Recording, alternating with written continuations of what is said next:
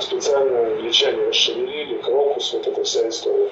Для них это стартовая, Крокус стал стартом начала гигантской вот этой вот кампании посеяния межнациональной розни в России. По отрезанию Средней Азии от России. Чтобы отрезать и таким образом Россию заблокировать, чтобы санкции работали, да, чтобы мы через Среднюю Азию не могли получать товаров, продуктов, чтобы у нас были плохие отношения, чтобы там еще и война какая-нибудь случилась, чтобы от нас уехали рабочая сила. Как только рабочая сила от нас уедет, это означает подорожание всех наших продуктов. А подорожание – это инфляция. Это удар по самым бедным людям у нас в стране. Это значит просто вырастет количество бедных, количество нищих у нас в стране, если у нас несколько миллионов мигрантов приедет. Вот и все. Это же разорятся огромное количество предприятий, потому что они будут неконкурентоспособны, чтобы платить большие зарплаты в условиях, когда дефицит гигантской рабочей силы. Я уж не говорю, что оборонка у нас в стране, строительство дорог прекратится, много чего. Я не то, что за мигрантов выступаю, мне никому в здравой памяти не нравится, чтобы, всем бы хотелось, чтобы здесь ходили прекрасные славянские девушки, и юноши, и мы же сами детей не рожаем, несколько поколений предшествующих, да. Вот теперь пожинаем плоды за это. И кто это говорит? Это у нас говорит депутат Госдумы, политический политтехнолог Олег Матвеевич, да? Yani ki gufta istodas Олег Матвеевич ин суханҳое мегӯяд ки дар Россия махсус ба иммигрантофобия сар шуд ва теракте ки дар Крокус-Сити шуд, тоҷикоя ва узбекоя, асосан тоҷикоя аз Россия пеш мекунанд. Ин депутати ҳамин номаш Олег Матвеевич мегӯяд.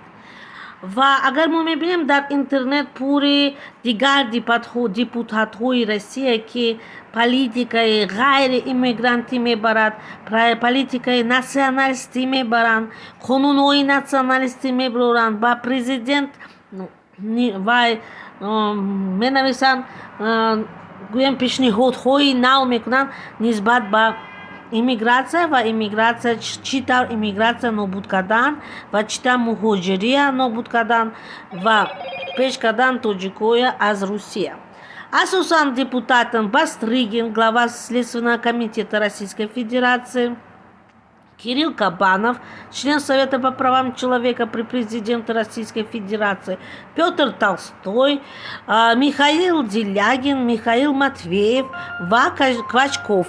Гӯем ин ҳама одамое ки бисёр одамое ки вай ғайри иммигрантҳо қонунҳои нав пешниҳод мекунанд ва националист ҳастанд. Ба ғайр аз ҳамон ҳазорта каналҳое ки дар ютуб, дар инстаграм, дар однокласснику ғайра ҳамчун каналҳои гӯем многонационал, каналҳои русский человек, каналҳои русская община ва ғайра идеяҳои националистӣ мебаранд ки ғайри иммигрантӣ мебаранд.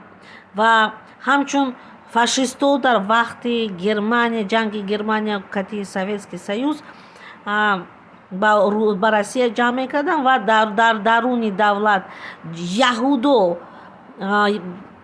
душман шуданд ба вайҳо ва яҳудоро қир карданд, куштанд ва концлагер шинонданд. Ҳамин дар ҳозир ба тоҷикҳо нисбат рафтор ҳаст дар Русия. Яъне якта намудҳои депутатҳо, яъне як депутатҳо политикаи националистӣ мебарад дар Россия, дигар депутатҳо гуноҳкор мекунанд гӯем Америкаю Англия. Чӣ тавр Америка Англия дар ин чиз дохил дорад, ман намедонам. Яъне ин кори махсуси худи Россия ҳаст, ин кори депутатҳои Россия ҳаст, националистҳо. Ин аз худи давлати Россия меояд, аз худи мардуми Россия меояд ва бало ба сари Англия и Америка дар сари онҳо мекунанд. яъне туҳмат мекунанд ба сари Америка ва Англия. Ва якташ нимташ депутат фикр ақл ҳақиқатан дорад, мефаҳмад ки дар Росия ҳама чи қимат мешавад.